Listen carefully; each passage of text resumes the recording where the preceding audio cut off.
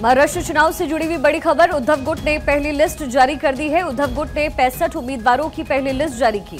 वर्ली से आदित्य ठाकरे, जो कि उद्धव के बेटे हैं, वो चुनाव लड़ते हुए नजर आएंगे। महाराष्ट्र चुनाव से बड़ी जानकारी मिल रही है। उद्धव गुट ने पहली लिस्ट अपनी जारी की।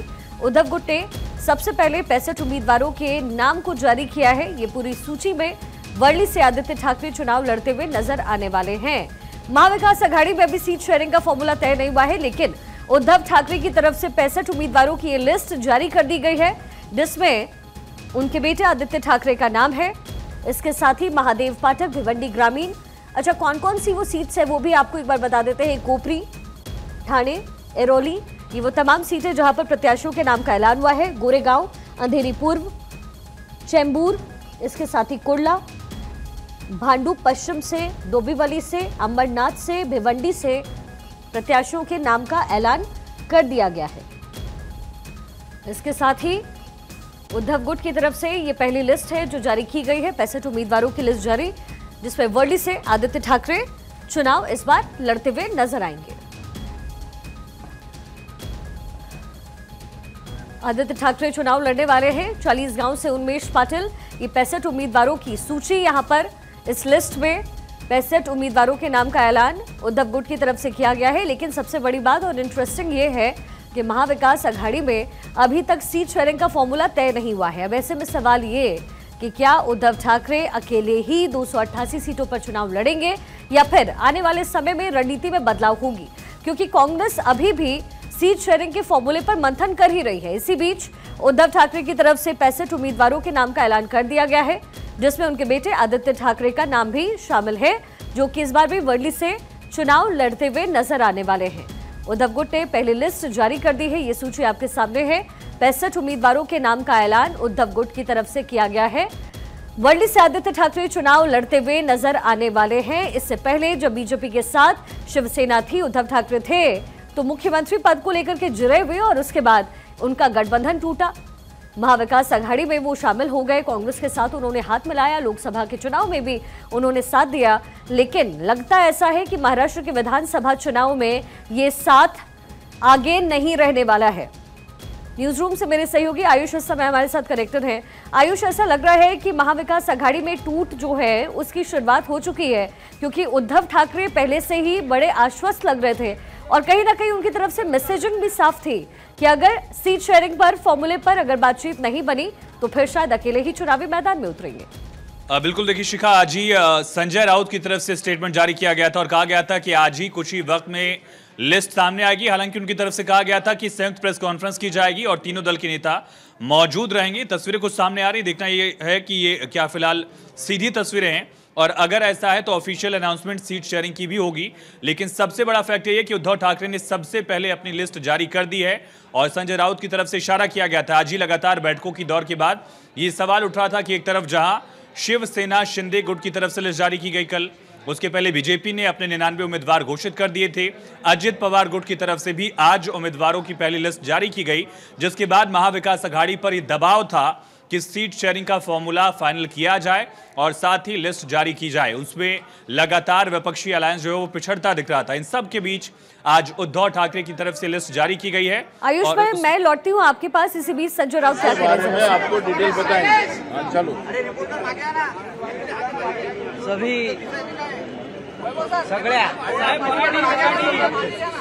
आपल्या सगळ्यांना नमस्कार, जय महाराष्ट्र।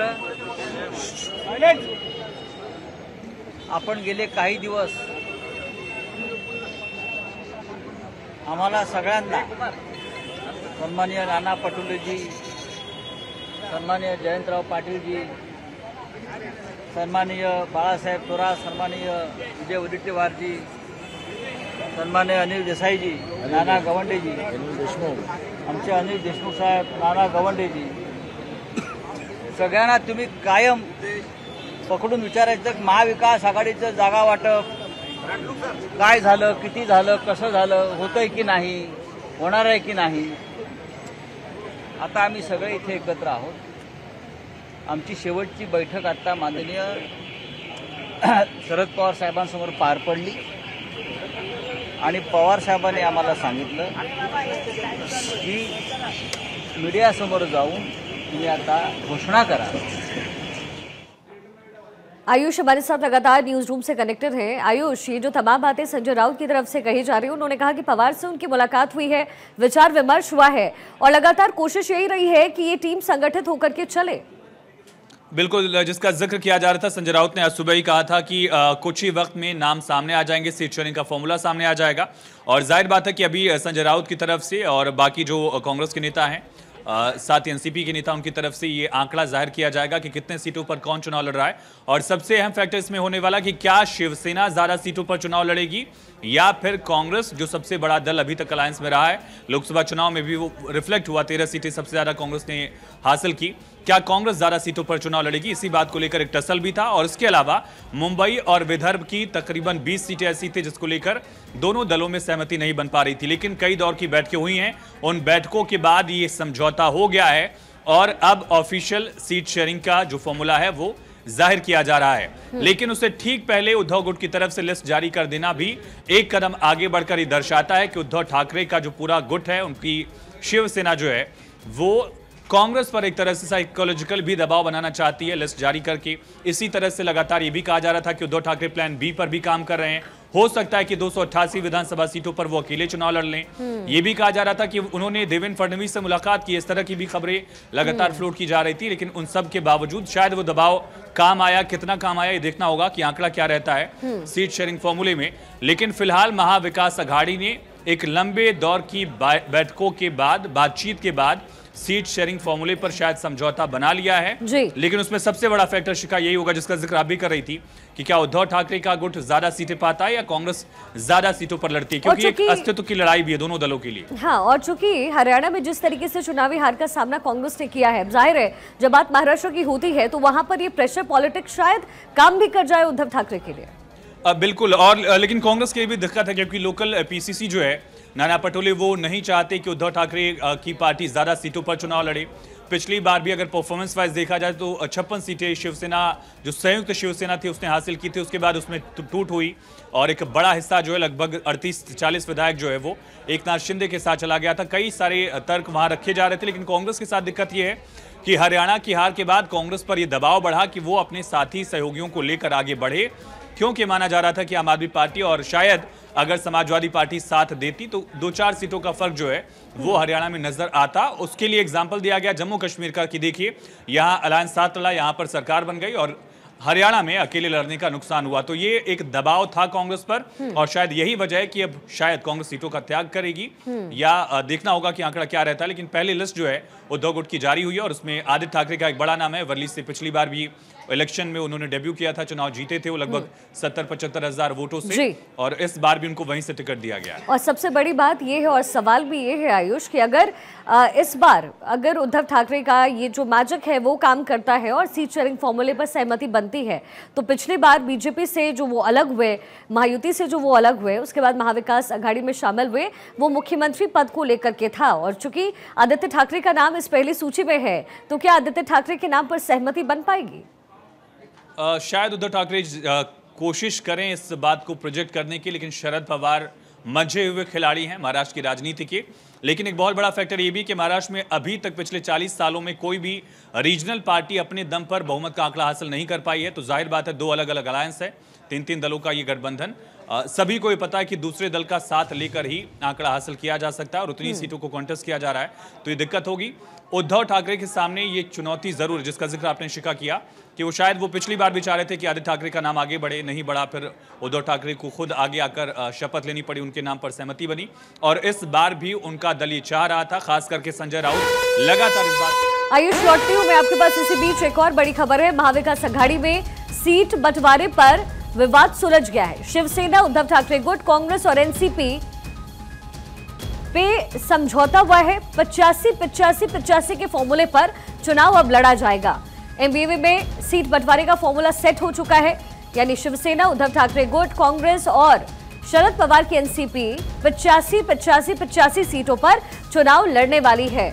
आयुष, 33% पर यह पूरा फॉर्मूला सेट हुआ है। कुल मिलाकर के समय महाराष्ट्र की स्थिति कम से कम महाविकास अघाड़ी के लिए बिल्कुल सॉल्वेबल लग रही है। देखिए, कांग्रेस दबाव में है, ये दबाव रिफ्लेक्ट हो रहा है। दोनों दल जो उसके साथ हैं, शरद पवार का गुट एनसीपी एसपी और उद्धव ठाकरे का गुट, वो दोनों रीजनल पार्टीज थी जिनमें 2 धड़े हो चुके हैं। इसके बावजूद कांग्रेस का बराबर सीटों पर लड़ना ये दिखाता है कि कांग्रेस आलाकमान का जो दबाव है वो लोकल पीसीसी पर हावी रहा है, और 85-85 सीटों पर लड़ना ये भी दर्शाता है कि कांग्रेस ने बहुत बड़ा त्याग किया है, उसके स्टेक्स दांव पर थे, और ये त्याग कितना काम आएगा, क्योंकि एक तरफ आपके पास ये है कि आप अपना संगठन मजबूत करें, आप अपनी पार्टी को मजबूत करें, या दूसरी तरफ आप बीजेपी को हराने के लिए ये त्याग करें। शायद कांग्रेस ने चूज किया है कि अपने संगठन की एक तरह से जो भी तर्जी तवज्जो थी उसको किनारे किया जाए, लोकल पीसीसी के जो भी इश्यूज थे उसको किनारे किया जाए, और 85-85 सीटों पर लड़ना ये साफ दर्शाता है शिखा कि कांग्रेस दबाव में है। वो दबाव न सिर्फ उद्धव ठाकरे का है बल्कि शरद चंद्र पवार का भी है। आप सोचिए, दोनों दल जो है वो एक तो रीजनल प्लेयर्स हैं, और ऐसा भी नहीं कि उन्होंने अकेले दम पर कभी बहुमत या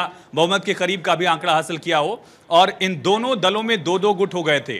अजित पवार एक बड़ा स्टेक लेकर गए पार्टी का चुनाव चिन्ह तक लेते गए, उद्धव ठाकरे उनकी पार्टी का चुनाव चिन्ह तक एकनाथ शिंदे लेकर चले गए। उसके बावजूद बराबर सीटों पर लड़ना यह दर्शाता है कि कांग्रेस यहां पूरी तरह से लोकल प्लेयर, रीजनल प्लेयर्स के दबाव में है। और आयुष, इसकी वजह एक और भी हो सकती है, क्योंकि उद्धव ठाकरे ये पहली बार है जब शिवसेना में 2 फाड़ हुए हैं। हो सकता है इमोशनल सपोर्ट जो है वो महाराष्ट्र के लोगों का मिल सकता है।